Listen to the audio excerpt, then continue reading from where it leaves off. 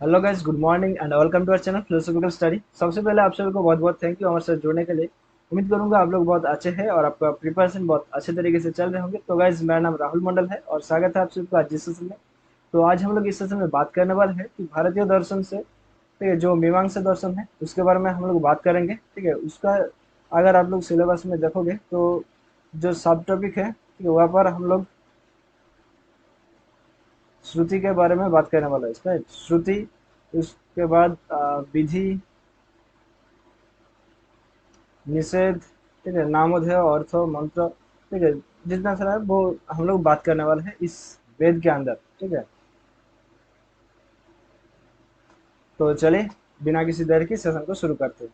तो अगर आप इस चैनल पर नया है तो चैनल को जरूर से सब्सक्राइब कर लीजिए और उसके साथ जो बेल आइकन बना है उसको प्रेस करके ऑल नोटिफिकेशन को ऑन कर लीजिए, ताकि जब भी मैं कोई भी वीडियो अपलोड करता हूँ तो आपको सबसे पहले नोटिफिकेशन मिल जाएगा और आपका प्रिपरेशन बहुत ही अच्छे तरीके से चलता रहेगा। और उसके साथ साथ ये हमारा हर एक मॉक टेस्ट 2.0 चल रहा है। ठीक है, तो अगर आप इंटरेस्टेड हैं तो आप इस कोर्स में हिस्सा ले सकते हो।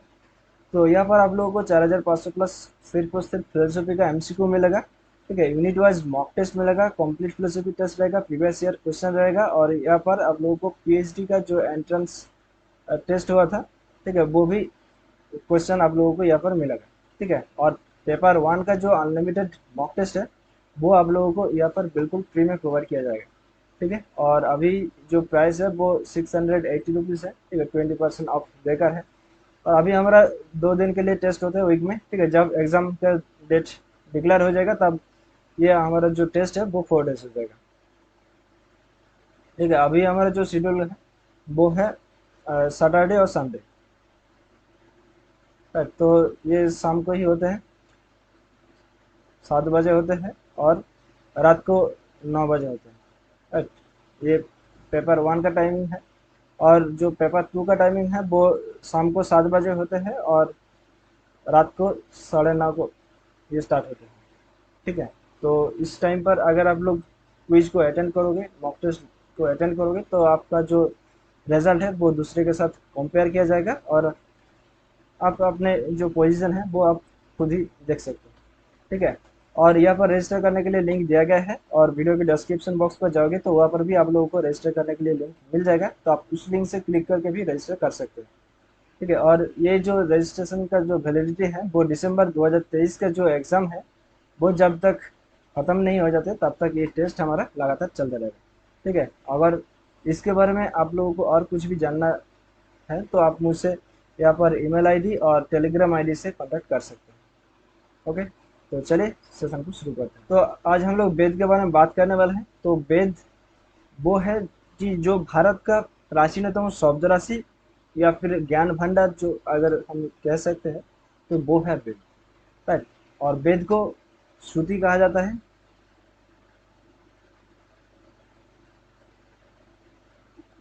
श्रुति क्यों कहा जाता है? क्योंकि प्राचीन काल से ही जो मुनि ऋषि था, राइट, वो लोग, ठीक है, एक दूसरे के बातचीत में ये जो वेद का जो वाक्य है, ठीक है, वो सब याद में रखते थे, राइट, सुन सुनकर।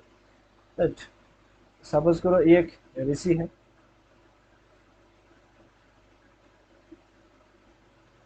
राइट, तो ऋषि के तो लंबे लंबे बाल होगा और लंबे लंबे दाढ़ी भी होगा। ठीक है, ये एक ऋषि है। ठीक है, ये कुछ वाक्य बोला है, राइट, वो एक उसका शिष्य है।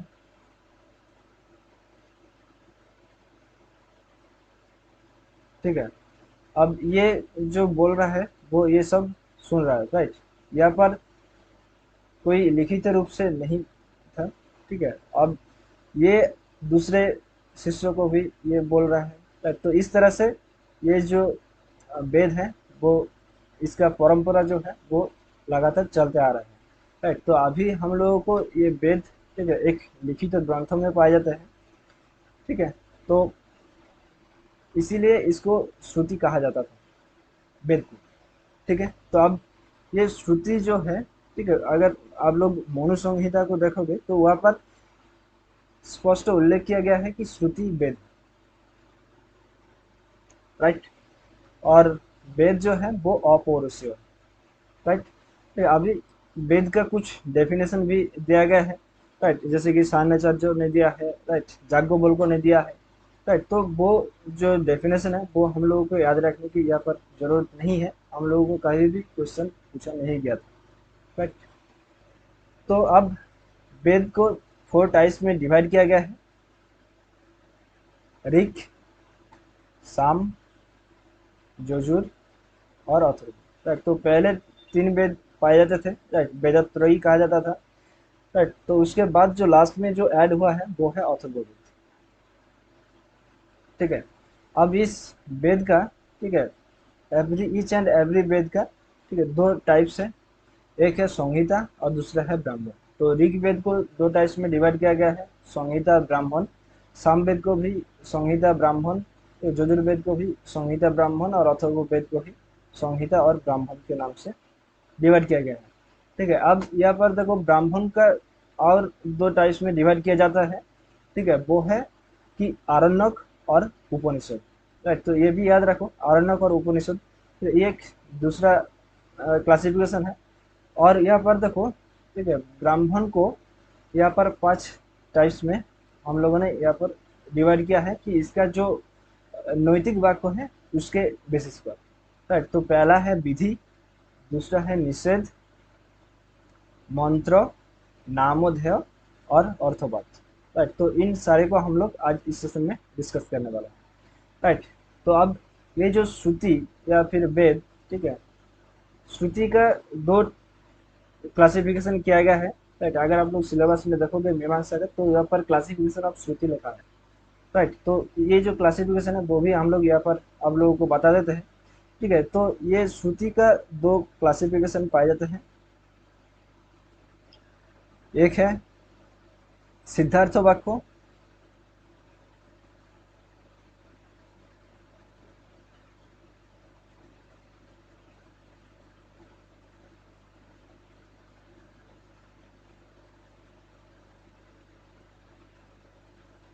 और दूसरा है विधायक वाक्य।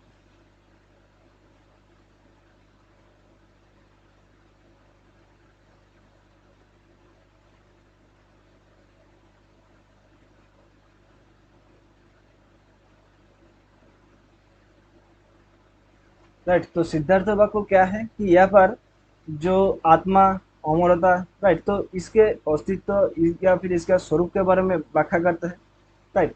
और जो विधायक वाक्य है, राइट, वो जो विधि वाक्य है, विधायक वाक्य को विधि वाक्य कहा जाता है, ये भी याद रखो। और विधायक वाक्य पर ये करना चाहिए, ये नहीं करना चाहिए, उस तरह के जो कर्मों का जो विधान देते हैं वो है विधायक वाक्य, राइट। तो चलिए हम लोग एक एक करके शुरू करते हैं। तो पहले जो क्लासिफिकेशन है वो है विधि, राइट। तो विधि क्या है वो हम लोग पहले समझ लेते हैं कि अगर अगर कोई भी वेद वाक्य को, ठीक है, कुछ भी विधान देते हैं तो उसको विधि कहा जाता है। तो विधान कैसे दिया जाता है, सपोज करो आप कोई भी एक कर्म करना चाहते हो, राइट। तो आप ये समझ नहीं पाते कि ये कर्म हम लोग कैसे करें, राइट। तो ये जो वेद है वो ये बोलता है कि इस तरह से आप लोग काम करिए, तो वो जो विधान देते हैं वो है विधि वाक्य, राइट। तो अब ये विधि वाक्यों को 4 टाइप्स में डिवाइड किया जाता है। तो पहला है उत्पत्ति विधि या फिर अपूर्व विधि, ठीक है, दूसरा है विनियोग विधि, ठीक है, तीसरा है प्रयोग विधि और चौथा है अधिकार विधि। तो इसके अलावा और 2 क्लासिफिकेशन में ये जो विधि है वो पाया जाता है, एक है नियम विधि और दूसरा है परिसंख्यान विधि, राइट।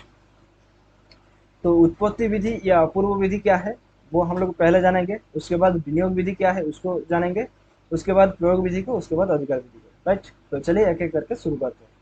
तो देखो पहला जो है वो है उत्पत्ति विधि, राइट। तो ये क्या है कि ये कर्मों के स्वरूप मात्र को बतलाने वाले थे, राइट। तो जैसे कि अग्निहोत्र जुहोति, राइट, तो अर्थात कि अग्निहोत्र यज्ञ करना चाहिए, राइट। तो ये एक विधि है, राइट, अग्निहोत्र जुहोति कि अग्निहोत्र यज्ञ करना चाहिए। तो अगर कुछ भी हम लोगों को एक विशेष कर्मों को हासिल करना है तो एक विशेष यज्ञ या फिर विशेष विधि को हम लोगों को करना चाहिए, राइट। तो वो है उत्पत्ति विधि। तो ये हमारा कर्तव्य यहाँ पर ये लोग कहते हैं कि उत्पत्ति विधि का, राइट, तो ये हमारा कर्तव्य है। अब देखो विनियोग विधि क्या है कि विनियोग विधि उत्पत्ति विधि से ही रिलेटेड है, तो यहाँ पर एक रिलेशन है। कैसा रिलेशन?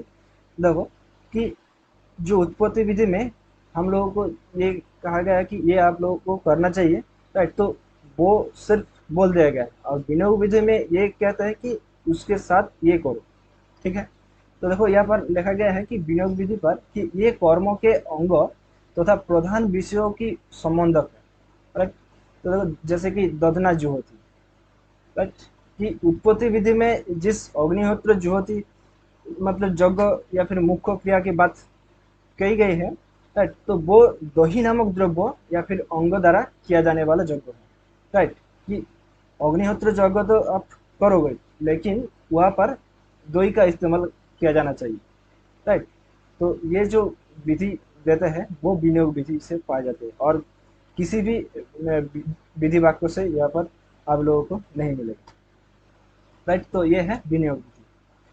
अब आते हैं प्रयोग विधि और अधिकार विधि, राइट? तो प्रयोग मतलब एप्लीकेशन, राइट? तो यहाँ पर ये कहते हैं कि आप लोग जो उत्पत्ति विधि और या फिर जो विनियोग विधि में आप लोगों ने जो विधि लिया है, राइट?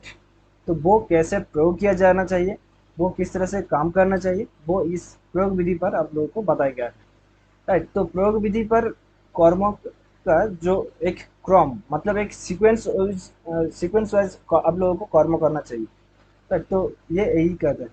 तो देखो कि ये कर्मों से उत्पन्न फल के सम्मित की और संकेत करती है, राइट? तो उत्पत्ति विधि में कुछ कार्यों या कर्तव्यों का ज्ञान होता है। वो नियम जो अंगों के मुख्य क्रिया से जोड़ता है वो विनियोग विधि है।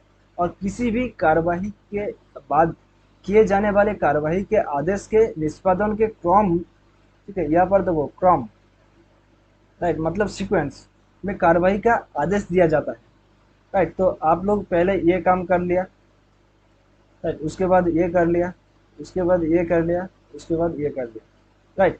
तो ये जो एक क्रम है, ये क्रम ये प्रयोग विधि पर आप लोगों को बताए जाते हैं, राइट? यहाँ पर कोई गैप नहीं रहना चाहिए, ठीक है, इस प्रयोग विधि पर, राइट? अब देखो अधिकार विधि। तो अब अधिकार विधि में क्या है कि आप लोगों ने ये तो काम कर लिया, राइट? तो आपका अधिकार है क्या, वो फल पाने के लिए, राइट? तो आपने वो काम किया है तो आपका अधिकार होना चाहिए आप उस फल को अपने भोग करने के लिए, राइट? तो अधिकार विधि पर यही कहते हैं। तो देखो ये प्रयोग की शीघ्रता का बोधक विधि है, जैसे कि जजे तो स्वर्ग काम, राइट? जहाँ कहा गया है कि स्वर्ग काम के इच्छुक को यज्ञ अवश्य करना चाहिए, राइट? जो यज्ञ करता है वो कर्म का अधिकारी है।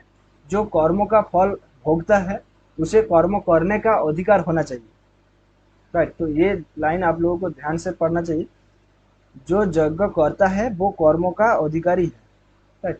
जो कर्मों का फल भोगता है उसे कर्म करने का अधिकार होना चाहिए, राइट? तो यहाँ पर अधिकार विधि पर ये कहते हैं कि जो फल भोगता है उसे कर्म करने का अधिकार भी होना चाहिए, राइट? तो जिसे कर्मों का अधिकार नहीं है उसके अधिकार का कोई सवाल ही नहीं है, राइट? श्रुति में आप लोगों को, ठीक है, पाए जाते हैं कि जो राजा है वही ये स्वर्ग काम यज्ञ को कर सकते हैं, राइट? उसके पास ही सिर्फ की अधिकार है ये यज्ञ करने के लिए, और बाकी किसी भी जो जितना सारा जाति थे उस पर, राइट, वो वैश्य है, शूद्र, राइट, उन लोगों को ये अधिकार ही नहीं था कि वो स्वर्ग काम यज्ञ कर सके।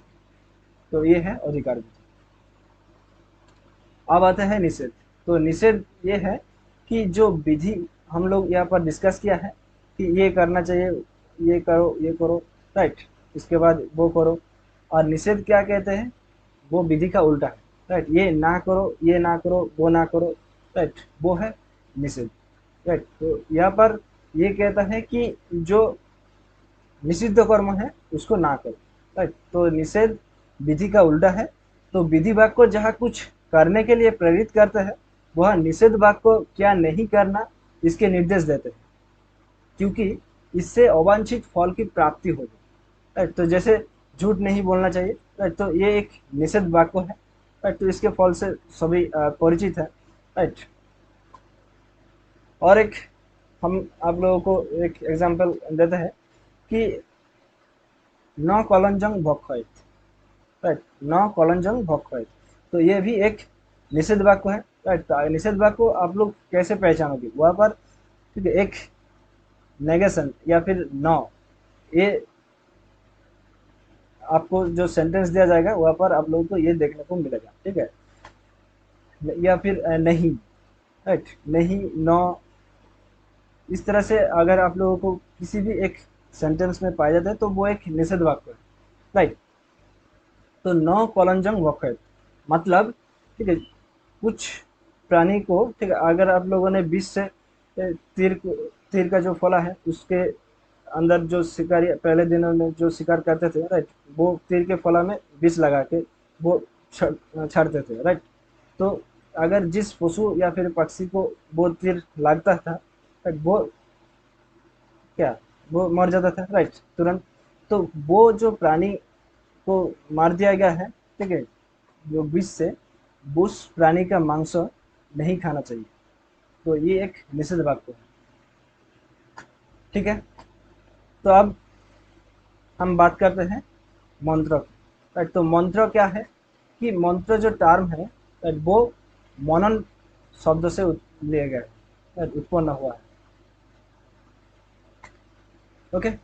तो ये मंत्र क्या है कि ये यज्ञकर्ता को यज्ञ से संबंधित विविध विषयों का स्मरण करने में उपयोगी सिद्ध होते हैं, राइट। तो जैसे कि देवता जिन्हें लक्ष्य करके आहुतियाँ देनी है, राइट, तो वो एक मंत्र है, राइट। कि अगर आप लोग जो पूजा पाठ करते हैं, ठीक है, अगर शायद आप लोगों ने देखा है, ठीक है, कि वहाँ पर एक पुरोहित या फिर ब्राह्मण, ठीक है, बैठा है और वो मंत्र उच्चारण करते हैं, राइट। अब देखो मंत्र का कुछ डेफिनेशन है यहाँ पर दिया गया है कि माधवाचार्य ने एक डेफिनेशन दिया है और महर्षि जैमिनी ने दिया है, राइट। तो माधवाचार्य जो सर्वदर्शन संग्रह ग्रंथ हुआ पर लिखा था उन्होंने, वहाँ पर उन्होंने ये मंत्र का डेफिनेशन दिया है कि जाज्ञिकानां समाख्यानां लक्षणां दोषवर्जिता, ठीक है। तो ये भी आप लोगों ने अपने कॉपी पर लिख लीजिए या फिर अपने दिमाग पर बिठा लीजिए कि जाज्ञिकानां समाख्यानां लक्षणां दोषवर्जितम मंत्र, राइट। और जो महर्षि जैमिनी जो मीमांसा सूत्र ग्रंथ उन्होंने लिखा है, तो वहाँ पर उन्होंने ये बोला गया है कि त्वच्चोदो केसु मंत्र, त्वच्चोदो केसु मंत्र, राइट। तो ये महर्षि जैमिनी ने कहा है, ठीक है। तो ये दो श्लोक या फिर कोटेशन आप लोगों ने अपने कॉपी पर लिख लीजिए, ठीक है। तो अब हम आते हैं नामोधेय। तो नामोधेय क्या है कि यहाँ पर देखो आप लोगों को इससे ही पता चल जाएगा कि नाम, राइट। तो ये नाम से बात रखते हैं, राइट, नाम के बारे में बातचीत करने वाला है। तो नामोधेय यज्ञ के नाम कहा जाता है। दूसरे शब्दों में नामोधेय का तात्पर्य यज्ञ का व्यक्तिवाचक नाम, राइट। तो जैसे कि अग्निहोत्र यज्ञ, राइट, अगर आप स्वर्ग को अचीव करना चाहते हो, मतलब स्वर्ग का स्वर्ग लाभ करना चाहते हो, तो आपको ये अग्निहोत्र यज्ञ करना चाहिए, राइट। ये जो अग्निहोत्र, ठीक है, ये यज्ञ, ये जो एक नाम है, राइट, वो आप लोगों को इस नामधेय पर पाए जाते हैं, राइट। अगर आप, ठीक है, यज्ञ तो बहुत सारे हैं, लेकिन उस एक पार्टिकुलर कर्मों को एक पार्टिकुलर यज्ञ से ही अचीव किया जाता है, राइट। तो वो जो पार्टिकुलर यज्ञ है वो इस नामधेय में आप लोगों को पाया जाता है, राइट। तो ये है नामधेय। अब आते हैं अर्थवाद, ठीक है। तो ये हमारा लास्ट है। तो अर्थवाद क्या है कि ये वो वाक्य है जो वर्णनात्मक है, राइट। तो ये किसी पदार्थ के सच्चे गुणों का कथन करते हैं, या फिर देखो प्रभाकर के अनुसार अर्थवाद भी कर्म का सहायक बनकर ही प्रामाणिक हो सकता है, राइट। तो अर्थवाद में क्या होता है कि देखो हम लोग तो प्रत्यक्ष सिद्ध या फिर अनुमान सिद्ध सुफल के लिए हम लोग आकृष्ट होकर ही तो हम लोग काम करते हैं, राइट। तो जो लोग यज्ञ करते हैं, राइट, तो वो क्या है कि वहाँ पर देखो शारीरिक कष्ट भी तो होते हैं, राइट, शारीरिक पीड़ा भी होता है, और जो पैसा है वो भी तो खर्चा होता है ना। तो और जो फल है वो क्या है, वो भी हम लोग देख नहीं सकते, राइट। यज्ञ करने से जो फल उत्पन्न होता है वो भी हम लोग देख नहीं सकते, तो वो भी हम लोग को परलोक में जाकर वो फल मिलने वाला है, राइट। तो क्या हम लोग कैसे वो शारीरिक पीड़ा दे या फिर पैसा खर्चा करे, राइट। तो ये अर्थवाद कहते हैं कि अगर आप लोग को पहले कर्मों का फल को बारे में बता दिया जाए तो आप लोग उस कर्मों को करने के लिए ये यज्ञ करो। बेसिकली यहाँ पर एडवर्टाइजमेंट के बारे में बात करते हैं।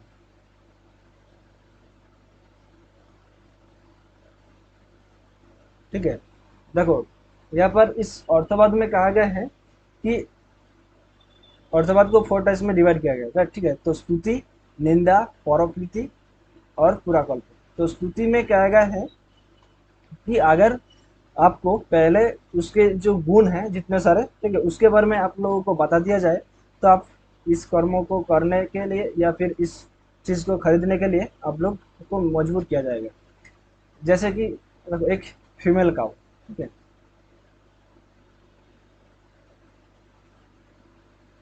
इसके क्वालिटी के बारे में अगर आप लोगों को पहले बता दिया जाए, ठीक है, कि इसके जितने सारे बच्चे हैं वो सारे फीमेल होते हैं, राइट। और ये बहुत ज़्यादा, ठीक है, दूध देते हैं,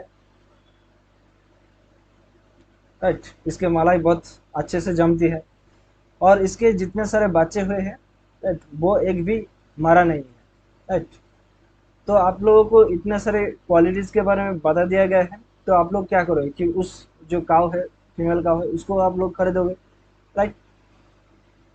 तो इसी तरह जो यज्ञ करते हैं, राइट, उसके जो फल हैं उसके बारे में अगर आप लोगों को बता दिया जाए तो आप लोग उस यज्ञ को करने के लिए मजबूर हो जाएगा, राइट। तो ये है स्तुति। आप देखो निंदा, ठीक है, यहाँ पर आप लोगों को ये कहता है कि अगर आप लोग इस कर्मों को अचीव करना चाहते हो, इस फल को अचीव करना चाहते हो, तो ये जो निषिद्ध कर्म है ये सारे कर्मों को नहीं करना चाहिए, राइट। तो इसको कहते हैं निंदा, राइट। निंदा बेसिकली जो निषेध वाक्य है तो उससे ही मिलते जुलते हैं। अब देखो यहाँ पर परोकृति।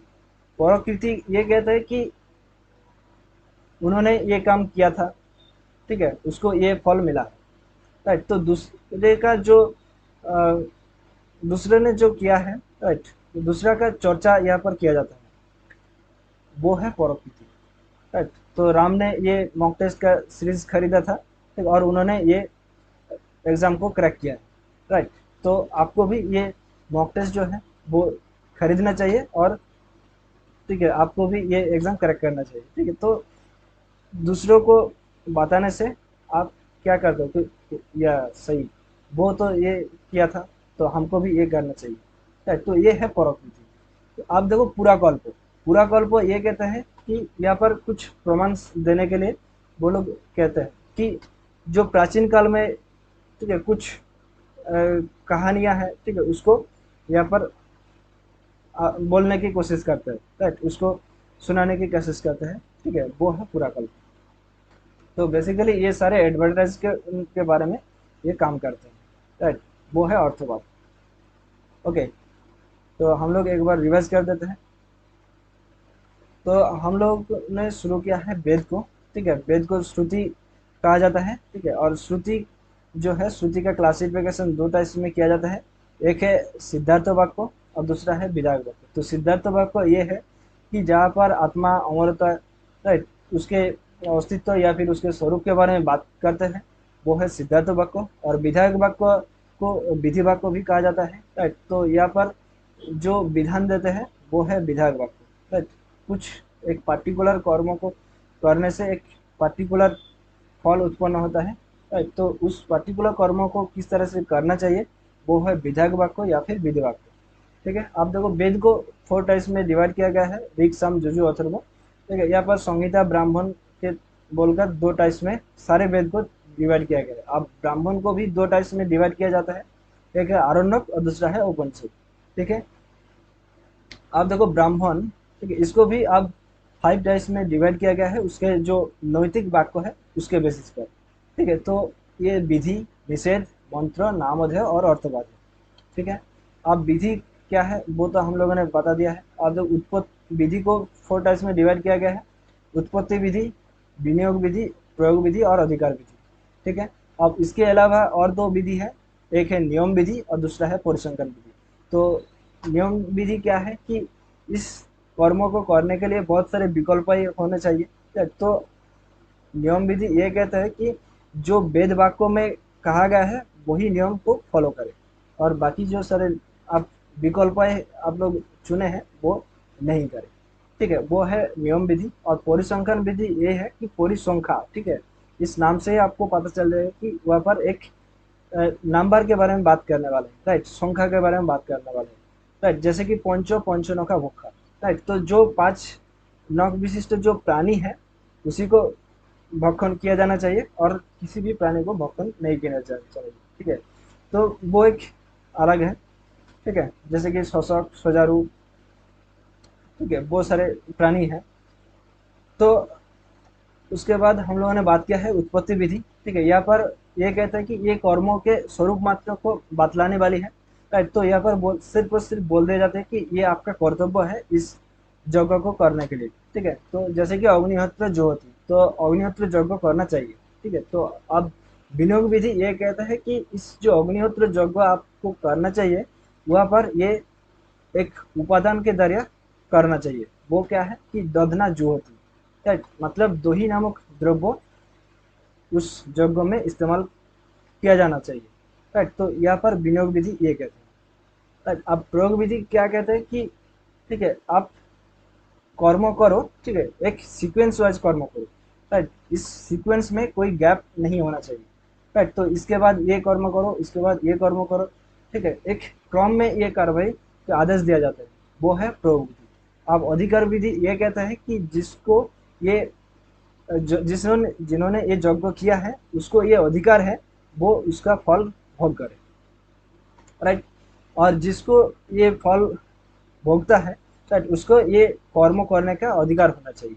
ये है अधिकार विधि। और श्रुति में ये कहता है कि ठीक है कि जो राजा है वो ही सर्वकाम यज्ञ कर सकते हैं, और किसी भी के पास ये अधिकार नहीं है कि वो सर्वकाम यज्ञ करे। ठीक है, वो है अधिकार विधि। ओके, अब हम लोगों ने बात किया है निषेध। तो निषेध क्या है कि निषेध विधि का उल्टा है, राइट। तो जहाँ पर विधि वाक्य को कुछ करने के लिए प्रेरित करता है तो निषेध क्या कहते हैं कि ये ना करो, वो ना करो, ठीक है, उसके निर्देश देते हैं, राइट। तो ये है निषेध। ओके, तो अब आते हैं मंत्र। तो मंत्र जो टर्म है वो मनन शब्द से उत्पन्न हुआ है, राइट। तो मंत्र क्या है कि ये यज्ञकर्ता को यज्ञ से संबंधित विविध विषयों का स्मरण कराने में उपयोगी सिद्ध होते हैं, और जिसे कि वो देवता जिन्हें लक्ष्य करके आहुतियाँ देता है, राइट। तो वो है मंत्र। तो मंत्रों के कुछ यहाँ पर डिफिनेशन हम लोगों ने ऐड किया है कि माधवाचार्य ने जो सर्वदर्शन संग्रह ग्रंथ लिखा था उन्होंने वहाँ पर उन्होंने ये कहा है कि जाकी कनंग समाखनंग लक्षणंग दोष वर्जितम मंत्र। ठीक है, अब महर्षि जैमिनी ने जो मीमांसा सूत्र ग्रंथ उन्होंने लिखा है वहाँ पर उन्होंने कहा है कि तोच्चतो केसु मंत्र। ठीक है, तो ये मंत्रों का दो डेफिनेशन यहाँ पर दिया गया है, या फिर लक्षण। ठीक है, ये आप लोगों को याद में रखना चाहिए, और या फिर आप लोगों ने अपने कॉपी पर लिख लीजिए। ठीक है, अब आते हैं नामधेय। तो नामधेय क्या कहते हैं कि यज्ञ का नाम यहाँ पर कहा जाता है, राइट। जैसे कि आप लोगों ने एक कर्म को करना चाहते हो, ठीक है, पार्टिकुलर कर्म को करने के लिए बहुत सारे यज्ञ है, राइट। तो आप उस पार्टिकुलर कर्म को अचीव करने के लिए एक ही यज्ञ करना चाहिए, वो यज्ञ का जो नाम है वो आपको पता होना चाहिए। ठीक है, वो है नामधेय। अब है अर्थवाद, राइट। तो अर्थवाद में ये कहते हैं कि एक एडवर्टाइजमेंट की तरह काम करते हैं, राइट। पहले आपको उसके फल के बारे में जाना जाता है, राइट। तो ये फल आप लोगों को मिलेगा, तो इस फल को पाने के लिए ये कर्म करना चाहिए, राइट। तो यहाँ पर स्तुति, निंदा, प्रकृति और पुराकल्प, ठीक है, तो ये 4 डिवाइडेशन किया गया है अर्थवाद में। ठीक है, ओके। तो ये हमारा फिलोसॉफिकल स्टडी टेलीग्राम चैनल है। अगर आप लोगों ने इस चैनल को ज्वाइन नहीं किया है तो जल्दी से ज्वाइन कर लीजिए। टेलीग्राम ऐप्स को ओपन कीजिए और सिंपली सर्च कीजिए फिलोसॉफिकल स्टडी। तो आप लोगों को इस तरह से एक लोगो देखा जाएगा, इस लोगो पर क्लिक करके आप लोग ज्वाइन हो सकते हैं। ठीक है, और यहाँ पर आप लोगों को प्रीवियस ईयर क्वेश्चंस मिलेगा, पीडीएफ नोट्स मिलेगा, अपडेटेड नोटिफिकेशन मिलेगा, ई बुक्स मिलेगा, डेली क्विजेस होते हैं, मॉक टेस्ट का लिंक भी यहाँ पर आप लोगों को मिलते रहते हैं, और क्लासेस का लिंक भी यहाँ पर आप लोगों को मिलेगा, और अलर्ट मैसेज भी हम लोग यहाँ पर डालते हैं। ठीक है, ताकि आपको आप सर्वदा सतर्क रहें।